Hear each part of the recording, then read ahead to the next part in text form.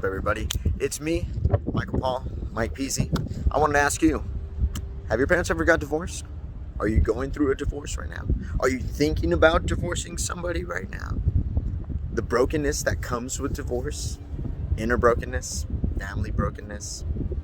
Sometimes you can't even envision the future because it's so broken. So this story is for you. This is my story. It's called The Jog to the Beach. I chose this place because this place is the most memorable place that changed my life. So without further ado, let's break it down. This story begins in June of 2010.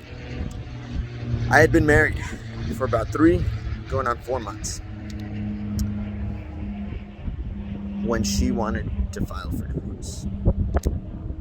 My life was turned upside down. Of course, there was things that I had done to cause her to want to leave me, and obviously things that I thought that she was doing that caused us to want to separate. But we had a baby, and she was only about 4 months old. So, that being said, I spiraled into a depression. What led up to that was when people start to talk bad about you, and it seems like they just want to throw all the dirt that they can in the legal proceedings so that the way they can take your kid away and hurt you. Because the fact of the matter is, people that are hurting tend to hurt people. I went to try to file for custody of my daughter, and I found her there that morning. I'll never forget it. One of the things that I remember asking was, hey, can we talk before we file this paperwork and maybe work it out for our daughter? I'll never forget her reaction was she asked for help from some stranger working there, saying that she felt threatened by me. See, she had a role to play, and we all have a role to play in those situations. They temporarily gave her a restraining order that didn't allow me to get close to her, to get close to my daughter.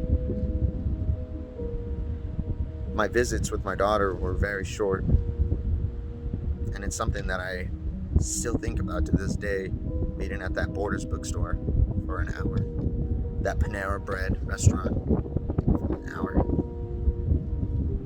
I felt like I was bottled in and boxed in to be this father that I really was not. And in those 4 months of waiting for the next court hearing, I lost it. My meals became Jägermeister, tequila, whiskey. My drink was tobacco, and I didn't eat any food. I didn't even want to drink water.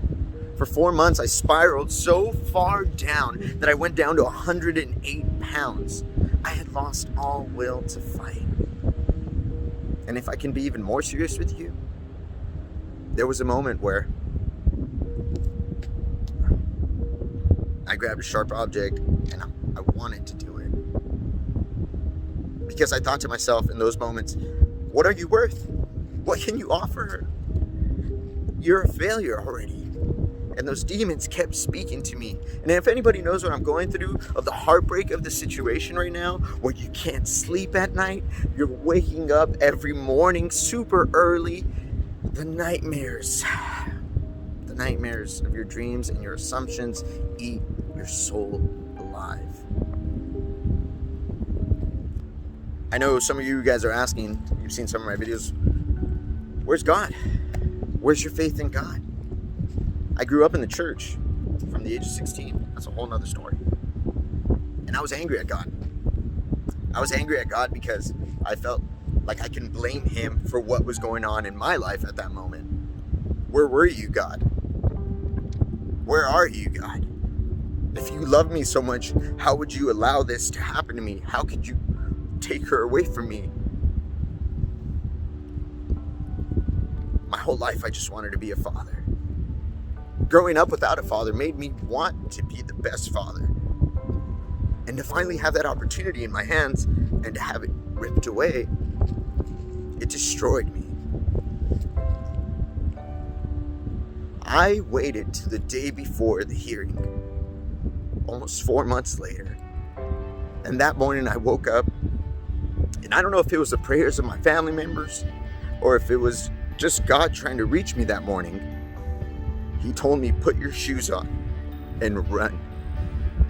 And run as fast as you can, as hard as you can, and come to the place, and I will find you there. And so I did. I ran 3.5 miles to what was... I ran as fast as I could to the rock behind me here. And as I climbed on that rock that morning, I'll never forget it. It was so cloudy. I got on my knees and put my headphones on. And for the first time in like a year, 2 years, I cried out to God. I asked Him to forgive me for my wrongs, to give me hope for what was going to come my way tomorrow. And not only did God present Himself to me in that moment, and not only were there a million other people staring at me like I was some sort of crazy buffoon singing to the air,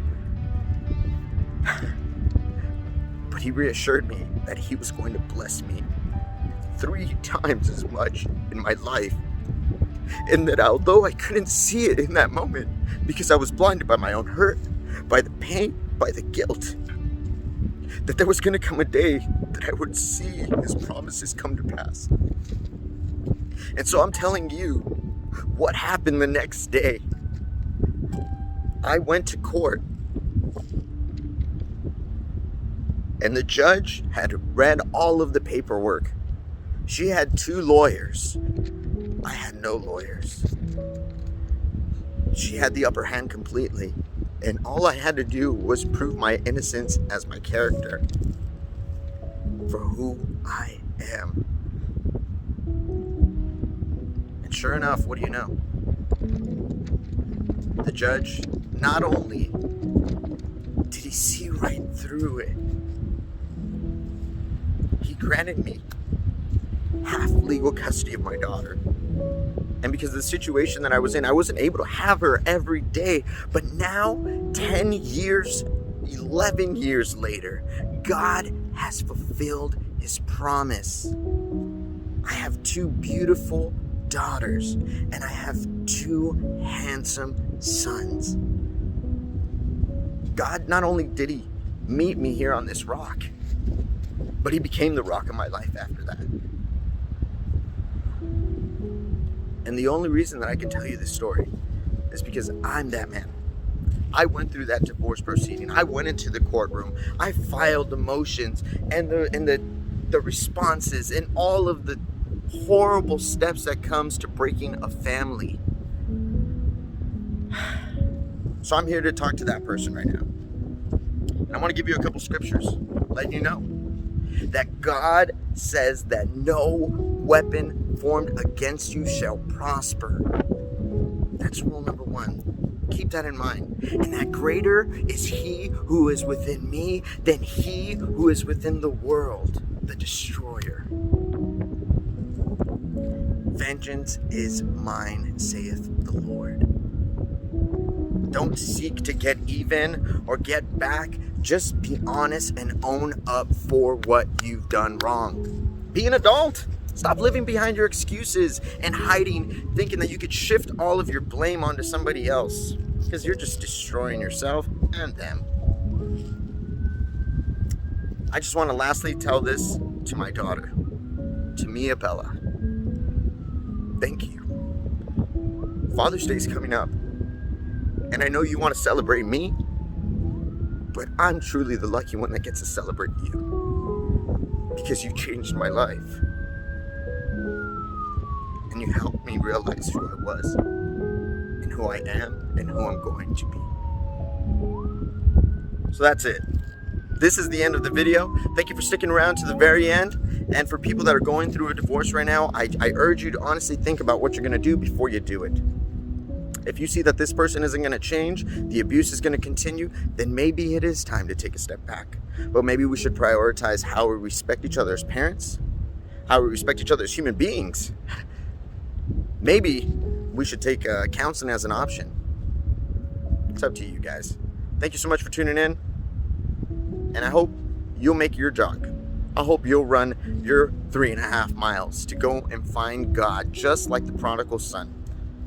The one who had everything and left it for nothing, squandered it on pleasures of the world, to come back home and run as fast, as strong as he can back to his father's arms.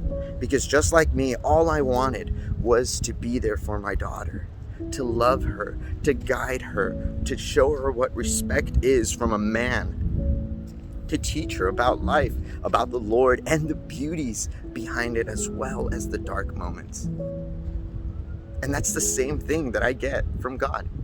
That's all he wants from us.